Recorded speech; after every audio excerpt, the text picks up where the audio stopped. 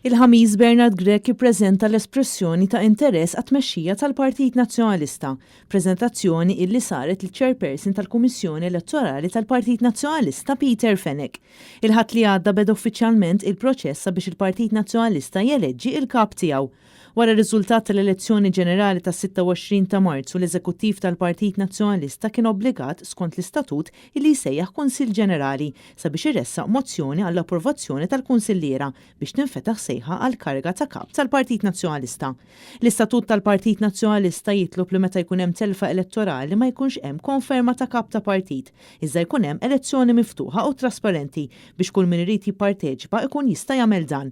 L-istadji ta' dan il-proċess huma tlieta. L-ewwel ikun hemm id-dikjarazzjoni ta' interess ta' dawk il-persuni li jkunu jridu jagħtu in-nomina tagħhom għal din il-kariga. Imbagħad wara jsir il-proċess ta' due diligence fejn in-nominazzjonijiet ikunu approvati mill-Kummissjoni Kandidati u fl-aħħar stadju jinfetħu in-nomini. Kif jindika l-istatut, f'każ ta' kandidat wieħed il-vot jittieħed fil-Kunsill Ġenerali, f'każ ta' żewġ kandidati il-vot jittieħed fil-Konvenzjoni Ġenerali tat-Tesserati u f'każ ta' 3 kandidati jew aktar l-ewwel jittieħed vot fil-Kunsill Ġenerali sabiex l-aktar żewġ kandidati li jġibu voti imbagħad jitressqu għal vot quddiem il-Konvenzjoni Ġenerali. L-istadju tad-dikjarazzjoni ta' interess jibqa' miftuħ sas-Sibt 30 ta' April.